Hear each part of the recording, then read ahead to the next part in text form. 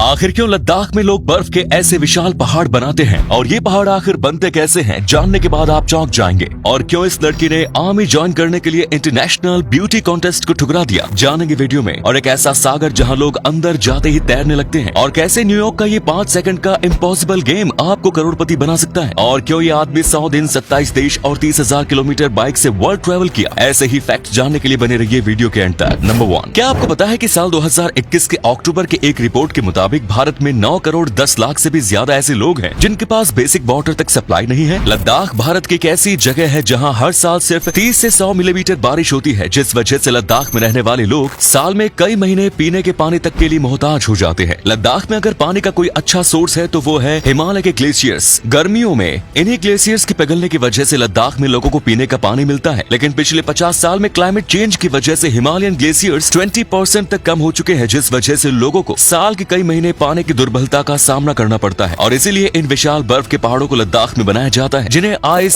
स्टूपास भी कहते हैं। गर्मियों में इन आइस स्टूपास के पिघलने की वजह से ही लद्दाख के सैकड़ों किसानों और लोगों को पानी मिलता है। लद्दाख में गर्मियों में पानी की कमी को पूरा करने के लिए इन आइस स्टूपास को एक बहुत बढ़िया इनोवेशन कहा जा रहा है। इनको बनाने के लिए ठंड के समय में हिमालय की ऊंचाई से जहां से पानी बह रहा है वहां से एक पाइप कनेक्ट कर दिया जाता है, जिसे कि जमीन पर लाया जाता है। यहाँ इन पाइप को सीधा खड़ा करके रखा जाता है, और जैसा कि आप जानते हैं कि पानी अपनी ऊंचाई को हमेशा बैलेंस करके रखता है, इसलिए पानी जमीन पर रखे इस वर्टिकल पाइप से तेजी से बाहर निकलता है और धीरे धीरे ये गिरता हुआ पानी 20 से 40 फीट के ऊंचे और विशाल आइस स्टूपा में बदल जाता है। इन आइस स्टूपास का आकार एक शंकु यानी कोन की तरह का होता है, जिस वजह से इनका सरफेस एरिया कम होता है और ये आइस स्टूपास गर्मी आने से पहले नहीं पिघलते। आपको क्या लगता है, क्या आइस स्टूपास लद्दाख में पानी की कमी को खत्म कर सकता है? कमेंट्स में जरूर बताएं। नंबर 2, आज की मॉडर्न दुनिया में हर तीसरी लड़की अपने आप को इंस्टाग्राम के फिल्टर के साथ खूबसूरत दिखाने में लगी रहती है। इंस्टाग्राम के फिल्टर के बाद तो मानो दुनिया ही बदल जाती है। ये लड़कियां इतनी खूबसूरत दिखने लगती है कि इनके सामने दुनिया के बड़े बड़े ब्यूटी कॉन्टेस्ट छोटे पड़ जाएं। लेकिन मिलिए गरिमा यादव जी से, जिन्होंने ब्यूटी क्वीन का खिताब जीतने के बावजूद उस खिताब से मिलने वाले फायदे को देश की सेवा के लिए कुर्बान कर दिया। दोस्तों, ये बात है सन 2017 की, जब 20 राज्यों के बीच हुए ब्यूटी कॉन्टेस्ट को जीतने के बाद गरिमा यादव जी को इंटरनेशनल ब्यूटी कॉन्टेस्ट के लिए कॉल आया, लेकिन फिर उसी दिन उन्हें चेन्नई में मौजूद ऑफिसर ट्रेनिंग अकेडमी में दाखिला लेने का लेटर भी आया। गरिमा यादव ने ठाना था कि वो आर्मी ज्वाइन करेगी और देश की सेवा करेगी, और इसीलिए उन्होंने इंटरनेशनल ब्यूटी कॉन्टेस्ट को ठुकरा दिया और देश की सेवा को चुना। वाह, इनके इस जज्बे ने तो आज दिल खुश कर दिया। नंबर 3, मृत सागर का नाम आप सभी ने सुना होगा, और ये भी सुना होगा कि कोई आदमी चाह के भी इस पानी में नहीं डूब सकता, यानी कि कोई भी इस सागर में डूब कर नहीं मर सकता। तो फिर आखिर इस सागर को मृत सागर क्यों कहते हैं? असल में इस सागर में इतना ज्यादा नमक मौजूद है कि कोई भी मछली या पानी में रहने वाला जीव इस सागर में जिंदा नहीं रह सकता, जिस वजह से इसे डेड सी कहते हैं। और आखिर कोई भी इस आदमी इस सागर में क्यों नहीं डूबता, इसके पीछे भी एक वैज्ञानिक कारण है। सबसे पहले तो ये समझने की कोई भी चीज पानी के ऊपर कब तक तैरती है। तो अकॉर्डिंग टू साइंस, अगर किसी चीज की डेंसिटी पानी से कम होती है तो वो चीज पानी के ऊपर तैरने लगती है। और अगर मृत सागर की बात करें तो इसमें मौजूद पानी इतना ज्यादा डेंस होता है, यानी इस पानी की डेंसिटी इतनी ज्यादा होती है कि इंसानी शरीर की डेंसिटी इस पानी से कम पड़ जाती है, जिस वजह से इंसानी शरीर मृत सागर के पानी के ऊपर तैरने लगता है। और साथ ही दूसरों सागर के मुकाबले ये सागर 10 गुना ज्यादा खारा है। नंबर 4, दोस्तों, न्यूयॉर्क में हर साल एक ऐसा गेम ऑर्गेनाइज होता है जिसे खेलकर कोई भी करोड़पति बन सकता है। हर साल न्यूयॉर्क में इस गेम को 1 जनवरी यानी कि नए साल के दिन पर खेला जाता है। दरअसल में इस गेम में प्लेयर के सामने 50-50 किलो के 2 पत्थर रखे होते हैं। सभी प्लेयर्स को इन पत्थरों को उठाना होता है। प्लेयर्स को कम से कम 5 सेकंड तक इन पत्थरों को उठाना होता है, और जो भी प्लेयर ये कर लेता है उसे गेम ऑर्गेनाइज करने वाली कंपनी 3 करोड़ रुपए देती है। वैसे क्या आप इस गेम को जीत सकते हैं? कमेंट्स में जरूर बताएं। नंबर 5, मिलिए सदगुरु जी से, जिन्होंने 100 दिनों में 27 देश और 30,000 किलोमीटर की दूरी बाइक से तय की, और वो भी सिर्फ इसलिए क्योंकि इन्हें पूरी दुनिया में मृदा संरक्षण यानी कि मिट्टी के बचाव को बढ़ावा देना था। महाशिवरात्रि पर भव्य आयोजन के दौरान सदगुरु जग्गी वासुदेव ने ईशा योगा सेंटर से एक बड़ा ऐलान किया। 12 घंटे के हाई वोल्टेज सालाना सांस्कृतिक कार्यक्रम में सदगुरु जी ने मिट्टी के संरक्षण के लिए 100 दिन का महा अभियान शुरू करने की घोषणा की, जिसमें उन्होंने बताया कि वो लंदन से भारत तक अकेले बाइक यात्रा करेंगे। इस लंबी बाइक यात्रा के दौरान वो दुनिया के कई नेताओं से मिले और उन्हें ऐसी नीतियां शुरू करने की रिक्वेस्ट थी जिससे सभी देशों में मिट्टी को खराब होने से बचाया जा सके। दोस्तों, आप भी एक कदम बढ़ाएं और हमारी सोल को बचाएं। नंबर 6, क्रिस्टियानो रोनाल्डो को आज कौन नहीं जानता। रोनाल्डो फुटबॉल के सबसे अच्छे प्लेयर माने जाते हैं, और इसके साथ ही रोनाल्डो फुटबॉल के सबसे ज्यादा इंटरनेशनल गोल करने वाले प्लेयर भी है। यही नहीं, रोनाल्डो ही वो शख्स है जिनके पास इंस्टाग्राम पर सबसे ज्यादा फॉलोअर्स। लेकिन जैसा कि आप जानते हैं कि हम भारतीय भी किसी से कम नहीं है।